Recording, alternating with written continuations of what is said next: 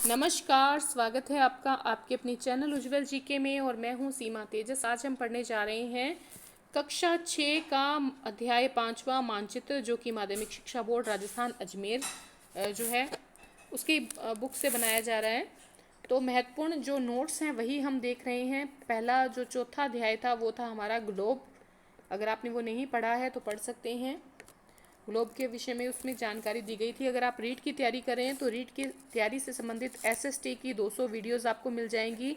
अगर मेथड पढ़ना चाह रहे हैं, साइकोलॉजी पढ़ना चाह रहे हैं, 6 से लेकर +2 तक की बुक्स देखना चाह रहे हैं तो सब कुछ आपको यहाँ पर उपलब्ध हो जाएगा। चलिए पढ़ना शुरू करते हैं बिना समय गंवाए। ग्लोब क्या है? ग्लोब पृथ्वी का प्रतिरूप है। ठीक है, ये पहले अध्याय में हम डिटेल में कर चुके हैं। 3000 साल पहले मिस्र वासियों ने सबसे पहले क्या बनाए थे? उपयोगी मानचित्र बनाए थे। और ये जो मानचित्र थे ये नील नदी के आसपास के खेतों को दर्शाते थे। हेकेटियस की बात करें तो ये कहाँ के थे? ये प्राचीन यूनान के थे, यानी भूमध्य सागर के समीप के निवासी थे। और इन्होंने 5वीं 6वीं शताब्दी में जो मानचित्र है उनको तैयार किया था। आगे बढ़ते हैं। उस समय क्या था? पृथ्वी को गुलाब नहीं माना जाता था बल्कि एक वृत्त के रूप में माना जाता था। पृथ्वी कैसी मानी जाती थी? वृत्त के रूप में मानी जाती थी, गुलाब नहीं माना जाता था। और इस वृत्त के केंद्र में जब बनाया गया मानचित्र तो इस वृत्त के जो बीचों बीच ग्रीस को दिखाया गया था, ग्रीस को दिखाया गया था। और उस समय संसार में केवल 3 ही महाद्वीपों को जाना जाता था, मतलब बांटा गया था। एक तो यूरोप, एक आपके एशिया और एक आपके अफ्रीका। ठीक है, इन 3 महाद्वीपों में ही बांटा हुआ था संसार को। एशिया की जानकारी जो थी उनके पास इतनी थी कि सिंधु नदी के पश्चिम तक ही क्या है? एशिया है। इतनी जानकारी ही उनके पास थी। ग्रीक राज्य का जब पतन होता है उसके बाद रोमन राज्य जो है उसका उदय होता है। और रोमन राज्य जब उदय होता है तो सब जानते हैं कि बहुत विकास होता है। तो भूगोलवेत्ता टोलेमी जब आते हैं वो क्या करते हैं? यूरोप और संसार के मानचित्रों की रचना करते हैं। और जिसमें क्या होता है? अक्षांश रेखाओं को भी दिखाया जाता है और देशांतर रेखाओं को भी दिखाया जाता है। किसके द्वारा? भूगोलवेत्ता टोलेमी के द्वारा यूरोप और संसार के चित्र बनाए जाते हैं, मानचित्र। ठीक है, अब बात करते हैं दूसरी सदी की। दूसरी सदी में क्या होता है? रोमन साम्राज्य का क्या हो जाता है भाई? पतन हो जाता है। तो इससे क्या होता है? यूरोप में एक अंधकार युग की शुरुआत हो जाती है। अंधकारमय युग की शुरुआत हो जाती है। 13वीं सदी की बात करें तो 13वीं सदी के बाद ग्लोब का निर्माण हुआ था। कब निर्माण हुआ था ग्लोब का? 13वीं सदी के बाद, क्योंकि तब यूरोप में समुद्री यात्राओं के लिए सही दिशाओं की जानकारी की ज़रूरत महसूस होती है, क्योंकि महाद्वीपों की खोज शुरू हो चुकी होती है, महासागरों की खोज शुरू हो जाती है। तो इसके लिए ग्लोब का निर्माण जो है 13वीं सदी के पश्चात किया जाता है। आगे देखिए, अमेरिका की खोज की बात करें तो अमेरिका की खोज कोलंबस ने की थी सन 1492 ईस्वी में। यूरोप से लेकर भारत तक के समुद्री मार्ग की खोज किसने की थी? वास्को डी गामा ने की थी। देखिए, अगर हम वास्को डी गामा की बात करें तो 1498 में आया था भारत। और भारत की किस जगह आया था? केरल राज्य में। और केरल राज्य के भी कालीकट में पहुंचा था कौन? Vasco da gamma. ठीक है, तो ये सभी तथ्य आपको याद रखने हैं, जितने भी ये तथ्य बताए जा रहे हैं। 13वीं सदी की बात करें तो 13वीं सदी के बाद Marco Polo, Columbus, Vasco da Gama, Magellan, Captain Cook, इन्होंने महाद्वीपों और महासागरों के ज्ञान को क्या बढ़ाया? आगे बढ़ाया। और क्या की? बहुत सी लंबी लंबी यात्राएं की। 16वीं सदी जब आती है तो प्रिंटिंग मशीन का क्या हो जाता है? आविष्कार हो जाता है। और मानचित्रों का निर्माण जो है वो आसान हो जाता है। क्यों? क्योंकि भाई जब कोई प्रिंटिंग मशीन आ रही है तो उससे आपको बार बार हाथ से मानचित्र नहीं बनाना पड़ेगा, जबकि एक बार आपने मानचित्र बना लिया तो उसकी बार बार आप क्या कर सकते हैं? फोटो ले सकते हैं। तो मानचित्र का जो निर्माण है 16वीं सदी में आसान हो गया, क्योंकि प्रिंटिंग मशीन का आविष्कार हो चुका होता है। अगर हम बात करें अब मानचित्रों की विशेषताओं की, तो देखिए मानचित्र की क्या विशेषताएं होती है? एक तो देखिए दूरी का पता लग जाता है, दिशा का पता लग जाता है, आकार का पता चल जाता है, आकृति का पता चल जाता है। और इन सबको आप एक समतल सतह पर प्रदर्शित कर सकते हैं। किसको? दूरी को, दिशा को, आकार को, आकृति को। मानचित्र पर में अगर आप मानचित्र की बात करते हैं, यहाँ पर अगर आप 2 स्थानों के मध्य की दूरी बता रहे हैं तो वो बताना आसान हो जाता है मानचित्र के द्वारा। ठीक है, मानचित्र में रूढ़ चिन्ह का प्रयोग किया जाता है, उपयोग किया जाता है। रूढ़ चिन्ह मतलब प्रतीक चिन्ह है। जैसे कि अगर आपने नदी नालों को दिखाना है, समुद्र को दिखाना है, तो आप नीले रंग से दिखा सकते हैं। पहाड़ों पर्वतों को दिखाना है तो आप भूरे रंग का प्रयोग कर सकते हैं। पठार की बात करें पीले रंग से, मैदान हरे रंग से। तो इस प्रकार से कुछ रूढ़ चिन्हों को मानचित्र में लाया जाता है, क्योंकि जो है इसमें आप छोटी छोटी चीज़ों को एक प्रतीक के रूप में दिखा रहे हैं। मानचित्र निर्माण में निश्चित पैमाने का उपयोग किया जाता है। देखिए, मानचित्र पर किसी स्थान विशेष की दिशा के लिए उत्तर दिशा को एक तीर के रूप में दिखाया जाता है, जैसे कि नॉर्थ है ना, यानी ये क्या है, उत्तर है, और ये जो नीचे वाला हिस्सा क्या माना जाएगा, दक्षिण माना जाएगा। तीर का ऊपरी सिरा उत्तर दिशा को और इसका विपरीत सिरा दक्षिण दिशा को क्या करता है, इंगित करता है। आगे बढ़ते हैं। मानचित्र पर दो स्थानों के मध्य की दूरी और उन्हीं दो स्थानों के मध्य धरातल पर वास्तविक दूरी को क्या कहते हैं, पैमाना कहते हैं। इंपॉर्टेंट है, मानचित्र में दो स्थानों के मध्य की दूरी और धरातल पर दो जो दूरी का अनुपात है, ठीक है, वास्तविक दूरी का अनुपात है, ये क्या कहलाता है, पैमाना या मापनी कहलाता है। अब बात करेंगे दिशा एवं कंपास की। अच्छा, एक बार ये दिशा पैमाना और मापनी समझ लें। जैसे कि अगर आप धरातल पर दो स्थानों के मध्य की दूरी बता रहे हैं 10 किलोमीटर, तो मानचित्र पर इसे कितना दिखाएंगे, मानचित्र पर इसे दिखाएंगे 1 सेमी के रूप में, यानी कि 1 सेमी बराबर 10 किलोमीटर। ठीक है, अगर मानचित्र में 1 सेमी है तो असल में वो 10 किलोमीटर होगा। देखिए, राजस्थान का मैप है, भारत का मैप है, विश्व का मैप है, ये सब क्या है, ये सभी मानचित्र हैं। आगे बढ़ते हैं।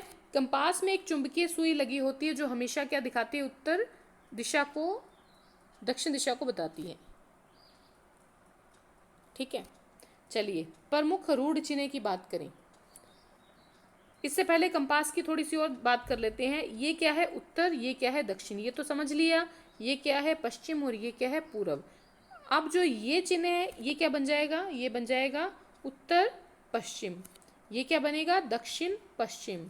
ये क्या बन जाएगा, दक्षिण पूर्व। और ये क्या हो जाएगा, उत्तर पूर्व। ठीक है, तो इस प्रकार से कंपास काम करता है। प्रमुख रूढ़ चिन्हों की बात करें, प्रतीक चिन्हों की बात करें, तो भूभाग की सभी विशेषताओं को दर्शाने के लिए मानचित्र के समतल पटल पर पर्याप्त स्थान नहीं होता। ठीक है, इतना स्थान नहीं होता कि आप सारी चीज़ें उस पर दिखा सकें। तो आप किसका प्रयोग करते हैं, प्रतीक चिन्हों का प्रयोग करते हैं, जो सभी देशों के लिए समान रहते हैं। ठीक है, तो किसका प्रयोग किया जाता है, प्रतीक चिन्हों, रूढ़ चिन्हों का प्रयोग किया जाता है मानचित्र पर। सभी देशों में एक समान प्रतीक चिन्हों का उपयोग किया जाता है। इससे क्या होता है कि अगर किसी देश की भाषा आप नहीं जानते, उस देश के मानचित्र का अध्ययन करके, इन प्रतीक चिन्हों का अध्ययन करके आप बता सकते हैं कि कहाँ पर पहाड़ हैं, कहाँ पर नदी है, कहाँ पर पठार हैं। ठीक है, आगे बढ़ते हैं। नदी नाले समुद्र के लिए नीले रंग का यूज़ किया जाता है मानचित्र में। पर्वतों के लिए भूरे रंग को दिखाया जाता है। पठार दिखाना है तो वो पीले रंग से, मैदान दिखाना है तो वो हरे रंग से। तो इस प्रकार से जो है दिखाया जाता है मानचित्र पर। किसी भी प्रकार का अगर पानी दिखा रहे हैं नीले रंग से यूज करेंगे, पर्वत भूरे रंग से, पठार पीले रंग से और मैदान हरे रंग से। अब पक्की सड़कों की बात करें, कुछ एक हम चिन्ह लेते हैं। पक्की जो सड़कें हैं वो इस प्रकार से दिखाई जाएंगी, कच्ची सड़कें इस प्रकार से दिखाई जाएंगी। अगर आप अंतर्राष्ट्रीय सीमा की बात करते हैं तो वो इस प्रकार से दिखाई जाएगी। अगर आप राज्य की सीमा की बात कर रहे हैं तो आप राज्य की सीमा इस प्रकार से दिखाएंगे। अगर आप जिले की सीमा दिखा रहे हैं तो आप इस प्रकार से दिखाएंगे। पोस्ट ऑफिस की बात करें तो आप पीओ से दिखाएंगे। पुलिस स्टेशन की बात करें पीएस से दिखाएंगे। अगर आप कोई छतरी दिखा रहे हैं तो आप इस प्रकार से छतरी दिखाएंगे। अगर कोई मंदिर दिखाना है आपने तो आप मंदिर इस प्रकार से दिखाएंगे, इस प्रकार से मंदिर दिखाएंगे।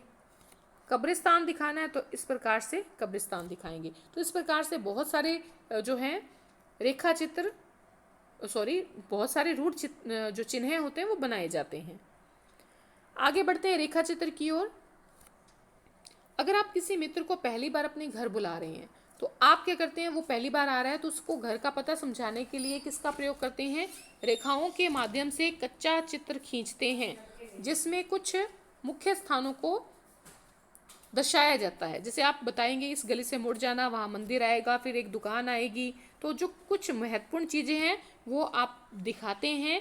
वो क्या होती है, वो क्या कहलाती है, वो रेखाचित्र कहलाती है। रेखाचित्र जो होता है वो पैमाने के आधार पर नहीं बनाया जाता, मतलब रेखाचित्र में जो दूरियां होती हैं प्लस जो दिशाएं होती हैं वो सही रूप में नहीं दर्शाई जाती।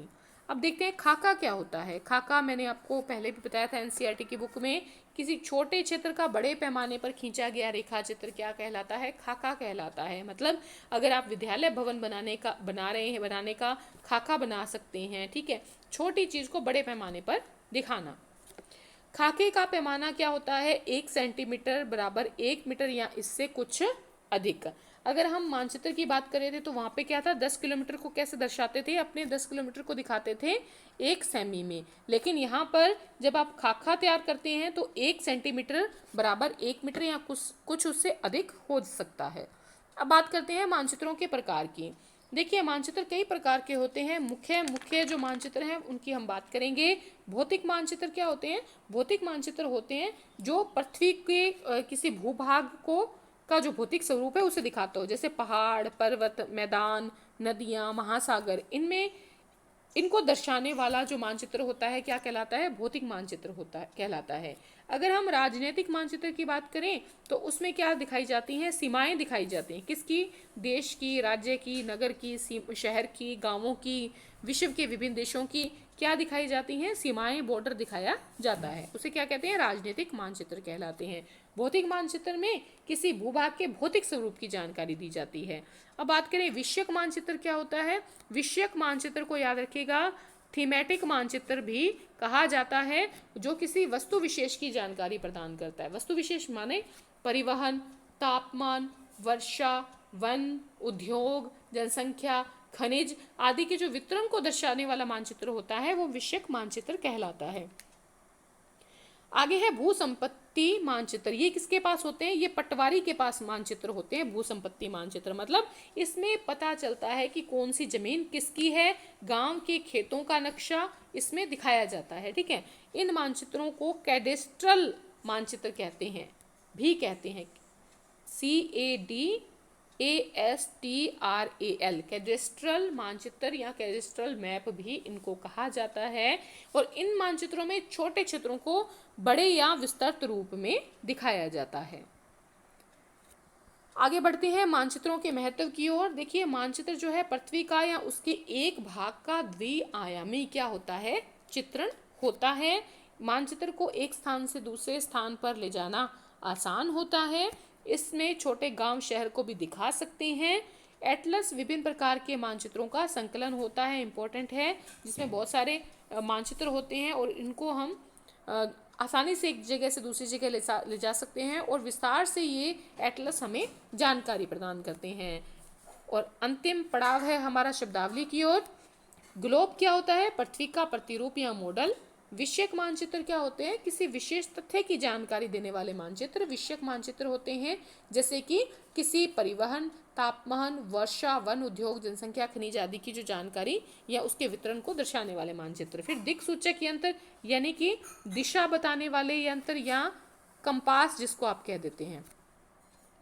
रूढ़ चिन्ह होते हैं, प्रतीक चिन्ह जो कि परंपरागत मान्यता वाले चिन्ह होते हैं, मतलब इनको बार बार बदला नहीं जाता, ठीक है, और ये सभी देशों के लिए समान रहते हैं। कैडेस्ट्रल मानचित्र,